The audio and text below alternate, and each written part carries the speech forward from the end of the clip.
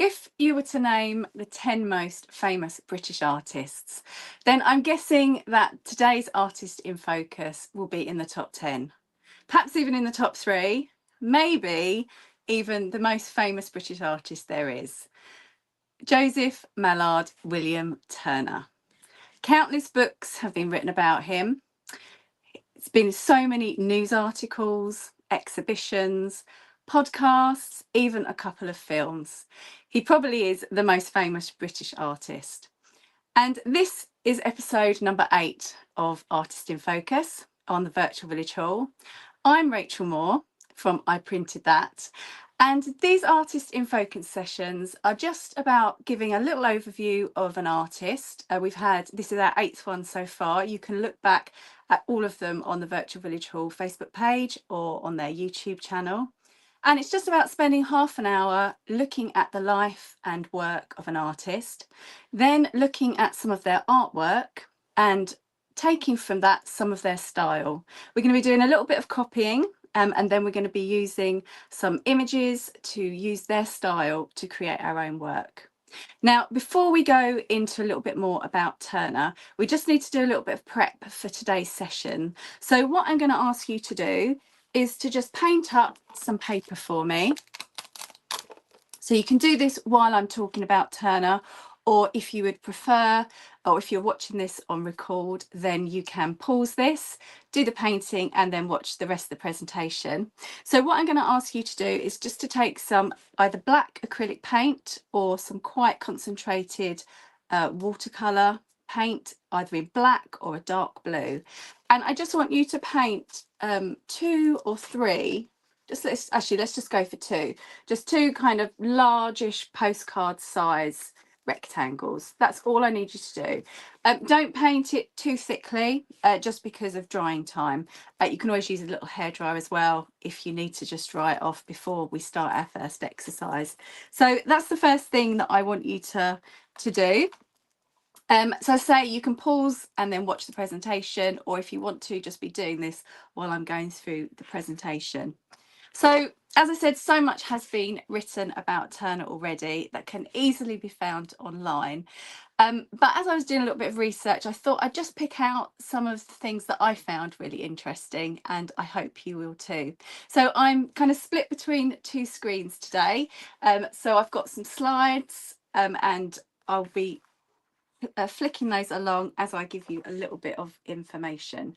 So here he is, Turner. This is and actually I've just realised I didn't change that he wasn't a draftsman, printer, collage artist, sculptor and painter. I do apologise, I had that over from last month. So he was a painter, primarily known as a painter. He was the son of a barber and wig maker, and his talent for drawing was clear from childhood. He was a child prodigy.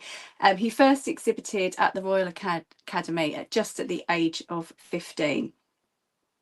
So Norham Castle, here's a picture of it, which is on the River Tweed, is a place that he liked to paint a lot and sketch, especially at sunrise.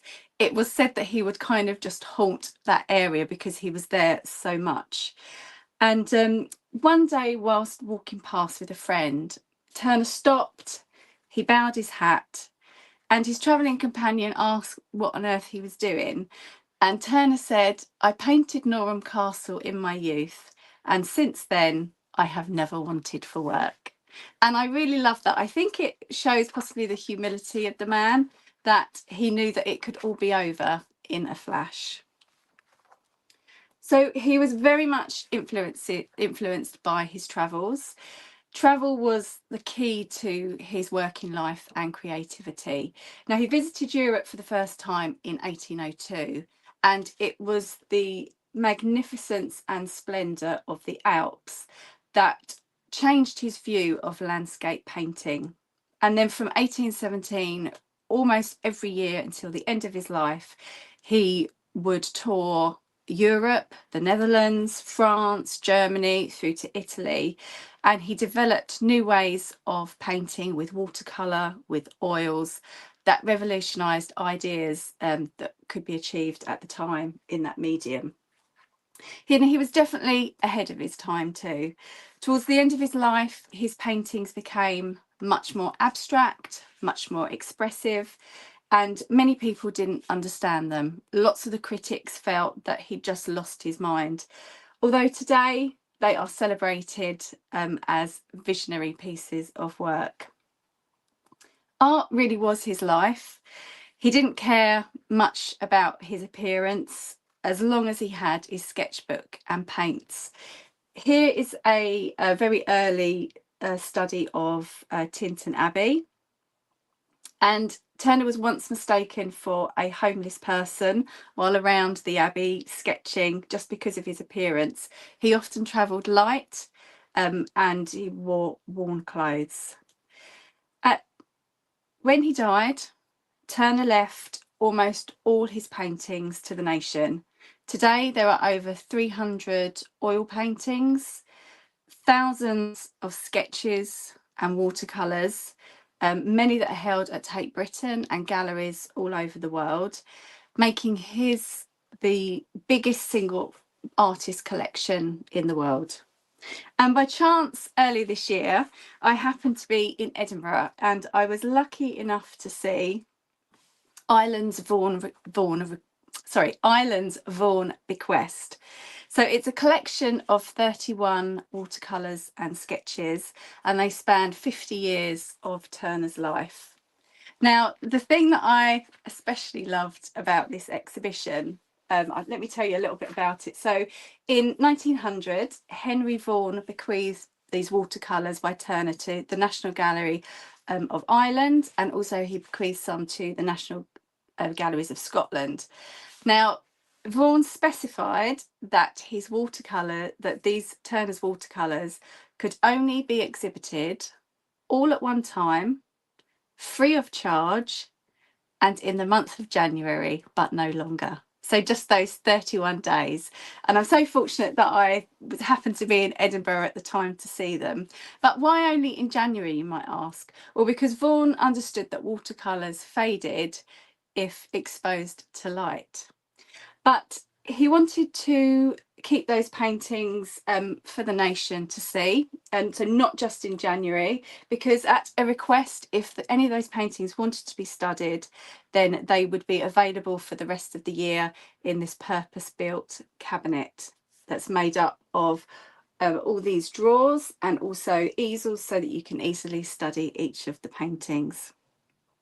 So the exhibition is a mix from precise landscapes to experimental watercolours, and they're from places like Edinburgh itself right through to Venice. So one thing that really caught my eye was the experiments that Turner did on coloured paper, specifically dark coloured paper. And that's where we're going to start our art session today. And that's why I asked you to print some pieces of paper with that dark blue colour to emulate these colours that he was using. You could also use dark coloured paper as well. You don't have to paint it. But hopefully your paper is now dry. If not, please do, you can press pause if you're watching and record. Just give it a little dry with a hairdryer and then we can get started. Okay, so I don't pretend to be able to paint like Turner at all or draw like him, but I think that taking a closer look at his art, copying it, and then translating it into our own style, that can really help us get an idea of how he worked. So I'm going to pop you down. I'll just talk through some of the equipment and materials that we're using, and then we'll get started.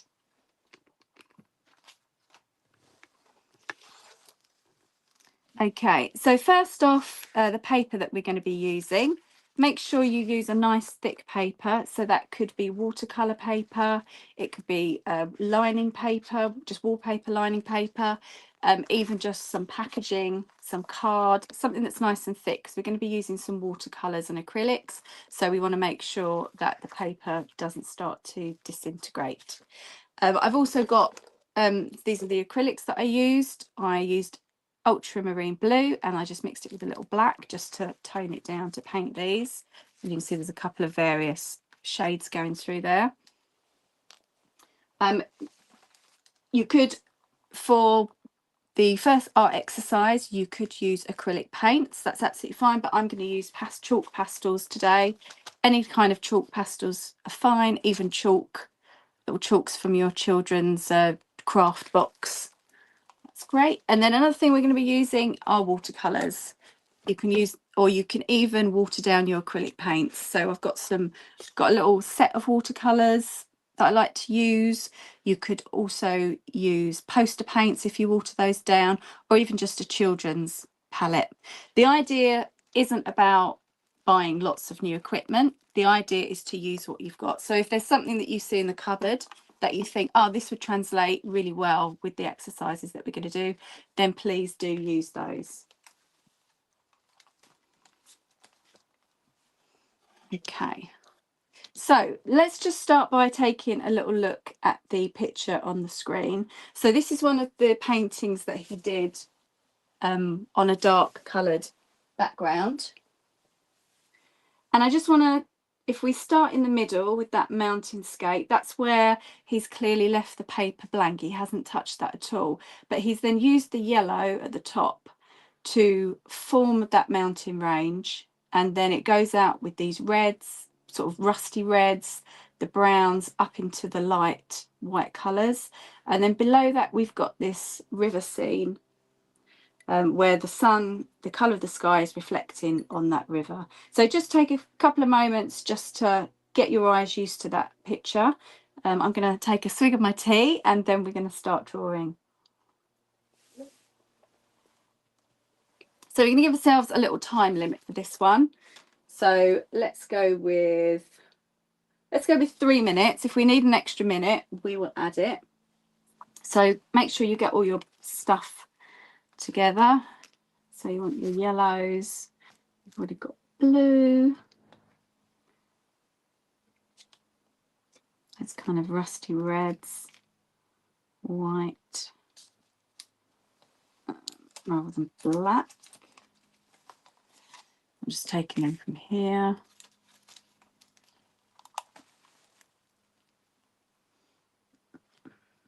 I think that's about it, really.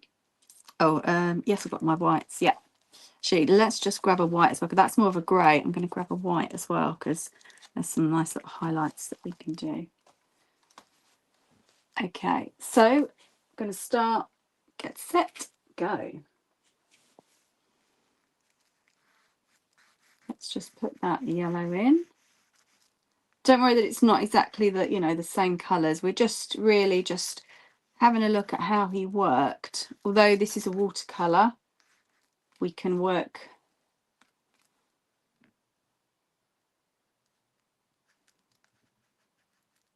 you know, we can get the same sort of idea.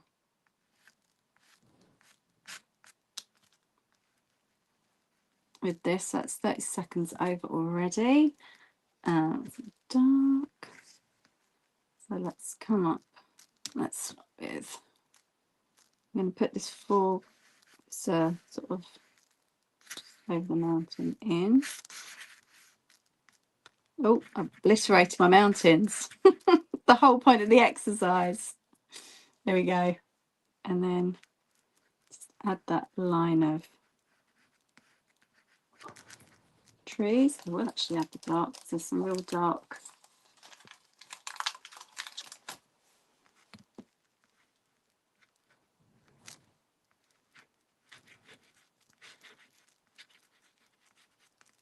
Let's get some of these other colours in. So some nice real kind of splodges. He's kept this bit blue, but there's a bit of a wispy cloud over the top, and then this lighter cloud coming in.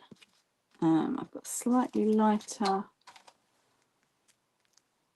Only when you start drawing, you can see these other colours coming up. They're slightly pinker. So let's add those in.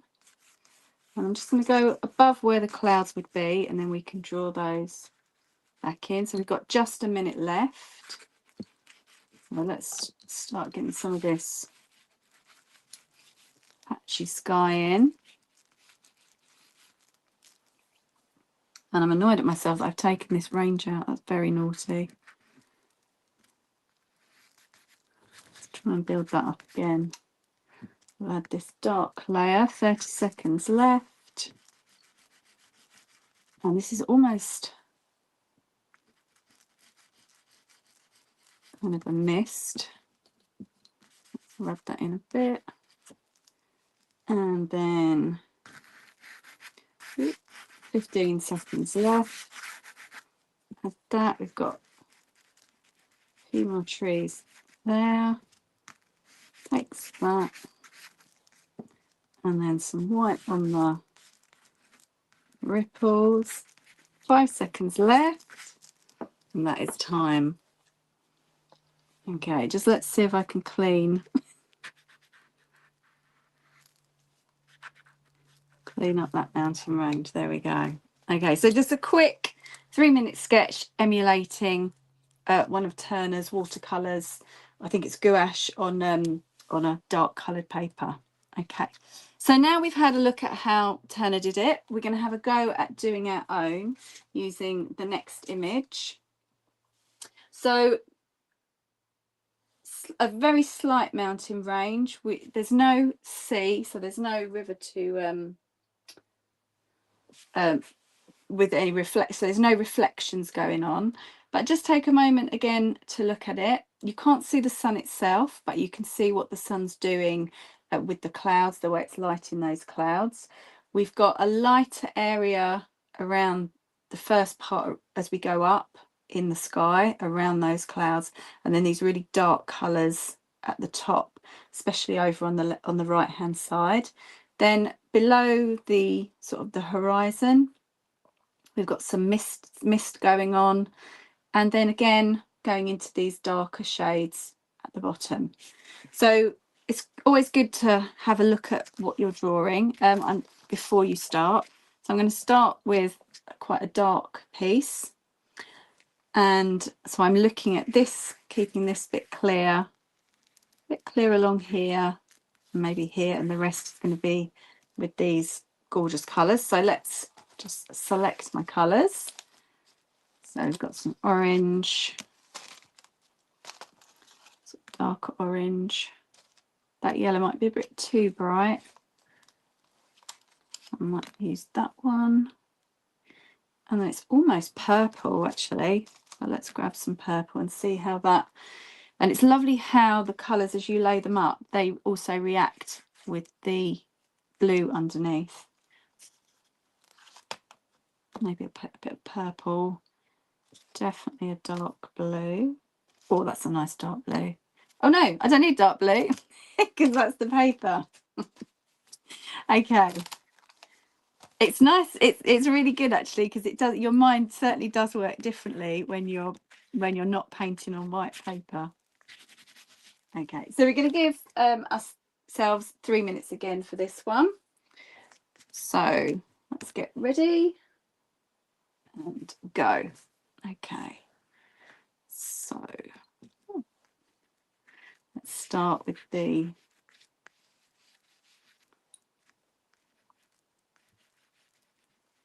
sun is, and I'm just going to layer it up because there's quite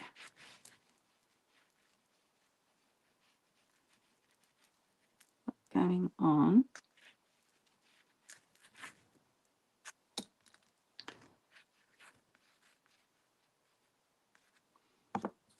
I'm going to just grey out quite a lot of that.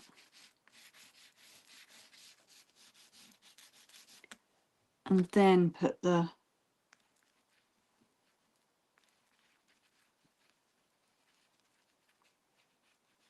colours on. To add a little bit more orange than it's coming up.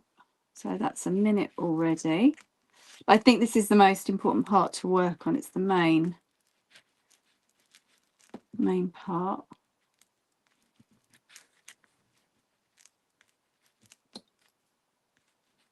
Let's add some highlights as well.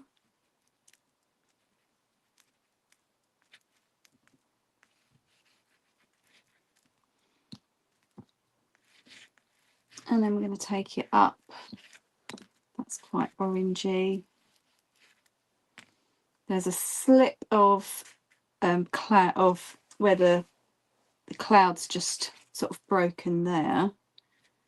And that's starting to become quite purple.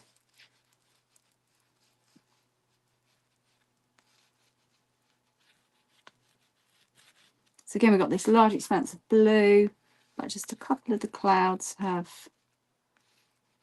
worked their way. And if you need to, just use your cloth just to take any bits out. Turner, when he painted, sometimes he would scratch away at the paint to reveal the colours underneath.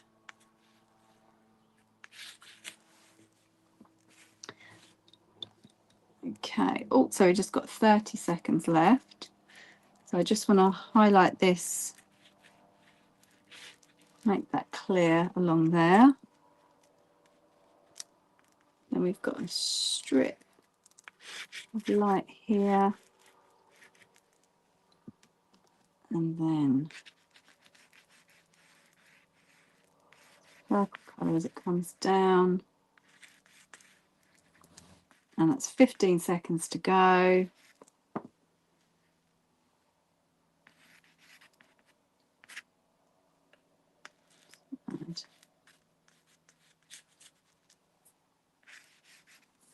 And that is time.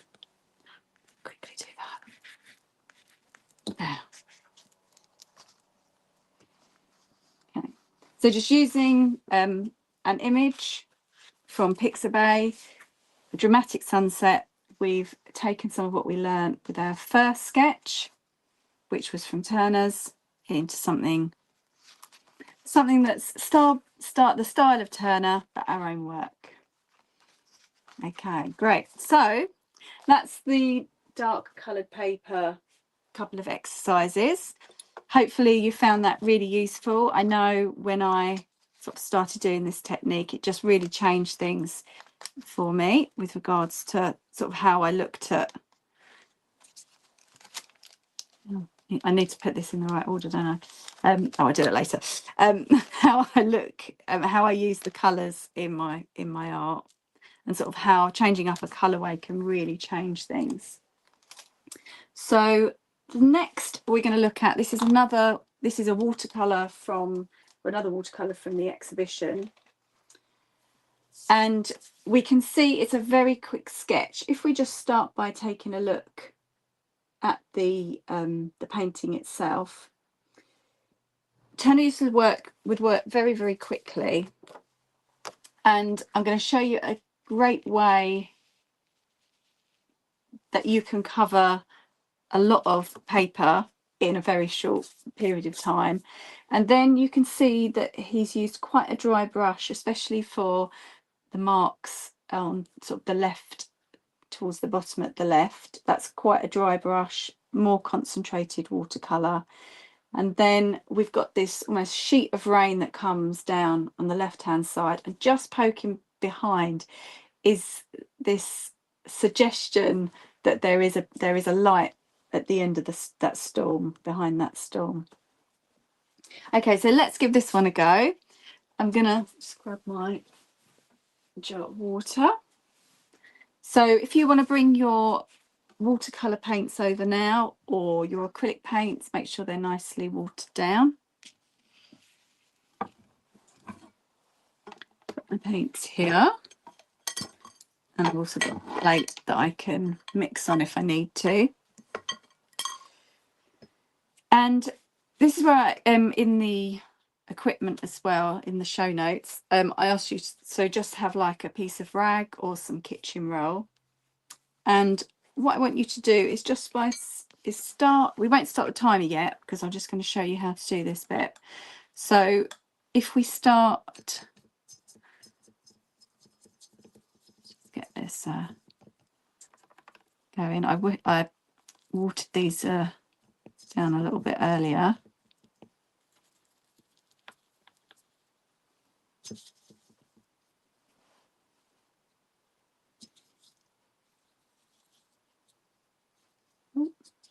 Oh, I don't think I was using watercolours. I think I was using they must be acrylic paints. Okay, let's start again. So let's just add some of those.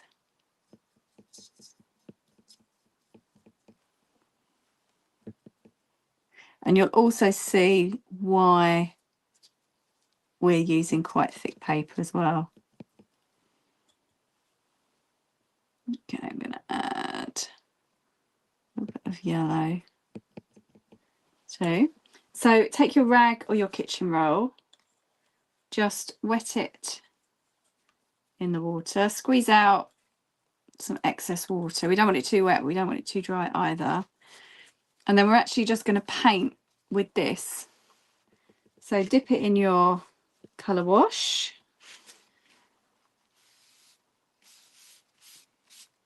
And then just let it across. And you see how quickly you can do that. And that just kind of gives you a nice background for your painting. So then we can use a slightly more concentrated paint. Now I tend to dry my paintbrush as well as I go in if I need to. And we could actually start time now. So we're going to just give ourselves another 3 minutes just to do this painting here. So we've done our first colour wash. We're going to go pretty much wet on wet. So lots of these colours are going to merge. So we're going to start time now. Okay, so we can use some of these colours coming down.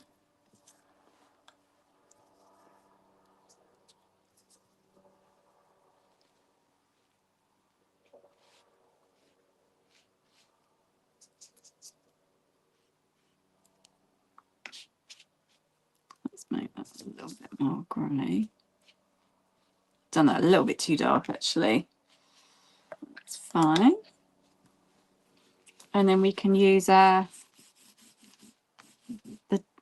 other end of the paintbrush just to scratch in, pull that across, and then just scratch in. Then we've got, this is a bit more brown. Again, just scratching in to give that impression of rain. This lighter grey at the top.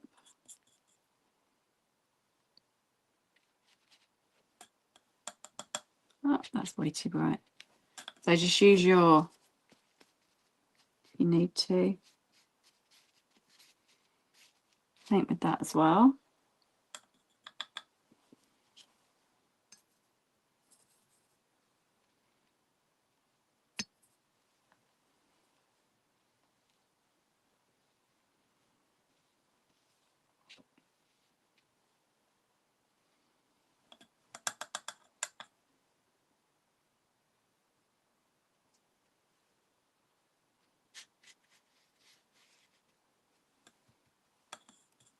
Now we've got a minute left, so we just want to add a bit of this darker grey here, so that's going to come out.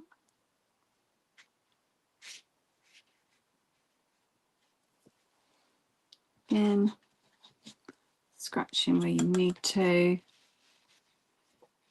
It's actually a bit whiter coming in here.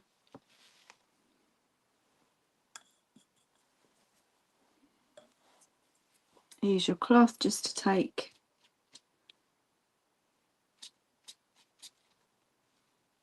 those bits out to make it lighter. And then we've got 20 seconds just to put this rather quite sort of brown front bit in. Nice dry brush.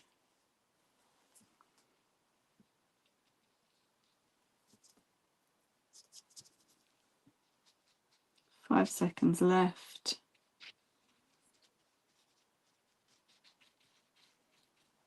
And that's time.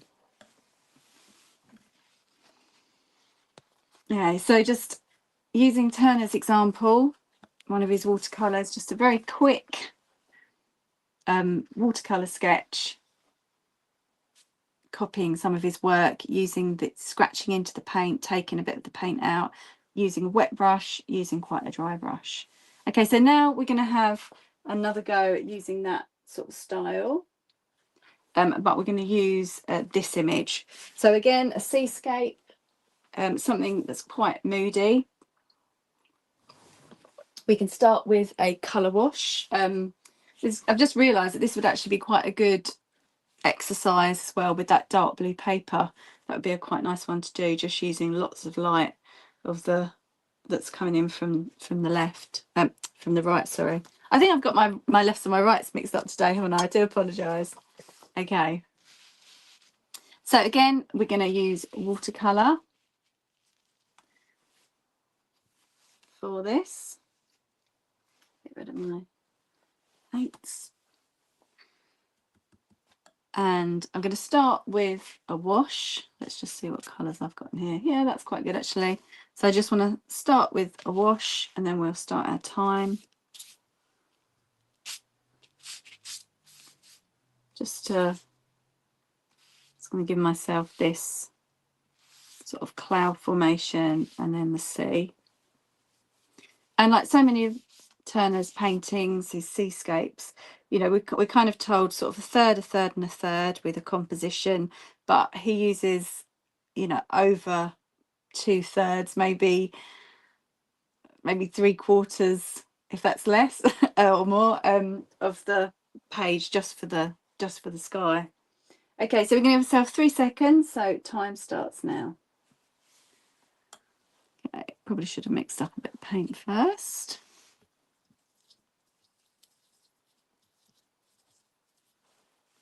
It's fine. So we've got this very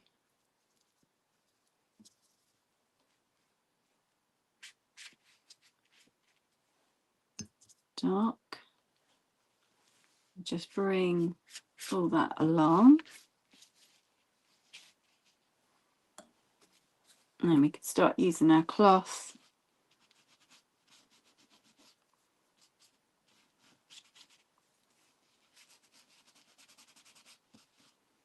Just take parts out, leaving these parts here.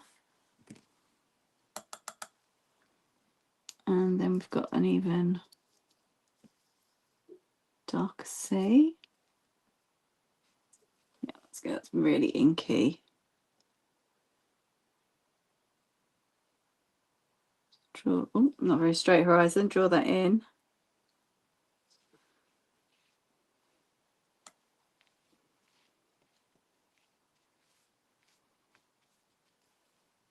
Again, just leaving quite a lot of paper exposed. Yeah, sorry, scratch into that as well. Very calm sea, considering there's a storm on its way.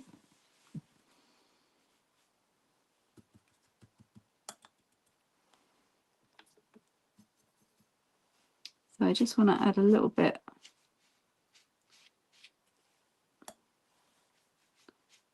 movement here so it's not completely white.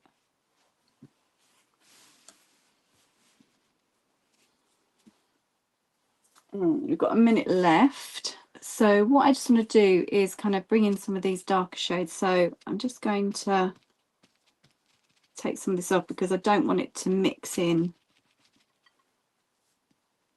too much.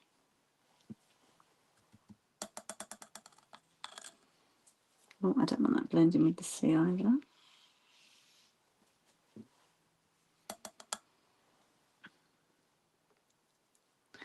So I find that really inky blue. I'm just going to mix up a bit of blue and brown. Just a little test. There we go. And I'm going to do this quite fairly dry, so I don't want it too wet.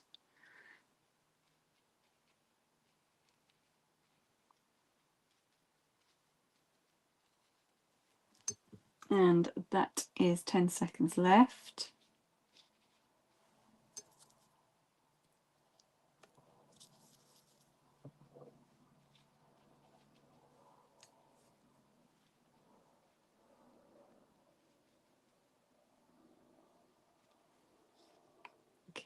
that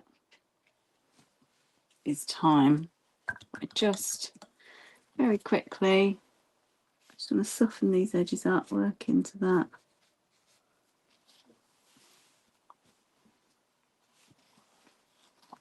Oh, and then we have a dramatic seascape, again based on one of Turner's very quick watercolour sketches.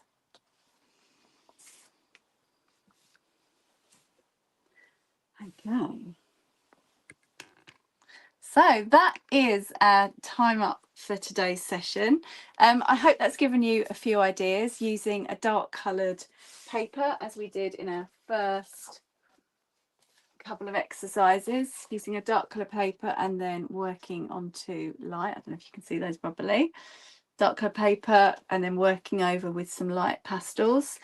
We then moved on to just some couple of really quick watercolour sketches, leaving some areas white, scratching in with the back with the other side of our paintbrush, doing some large colour washes.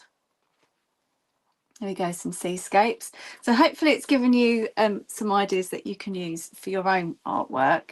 Now, I normally give a little bit of homework, and so today's homework is just to have a flick through your phone, and I'm sure you'll find a beautiful landscape. Maybe there's a stormy sky, maybe it's a beautiful sunrise or sunset, and I'd like you to use those to and use either of these or both if you want to, both of these ideas, and make a piece of your own art using that. You can make it as small or as big as you like. And we always love to see your work here on the Virtual Village Hall. So please, if you are doing anything from today's session, we'd love to see it. Just take a quick snap and pop it into the comments below. If you've enjoyed today's session, then do give me a thumbs up or a little heart to let me know you've enjoyed it. And you're always welcome to comment. There's always someone around at the back of the Virtual Village Hall seeing everyone's comments, so we can always answer you if it's not myself. So next month, we've got another Artist in Focus session, and we are going to be looking at Ernst Haeckel's work, scientist, botanist, and artist, and it's one that I'm really looking forward to. I think you're going to enjoy it as well. Oh, thank you so much for joining me today on the Virtual Village Hall. It's been a pleasure to share some of that with you. I look forward to seeing you again soon, but until then, take care. Bye.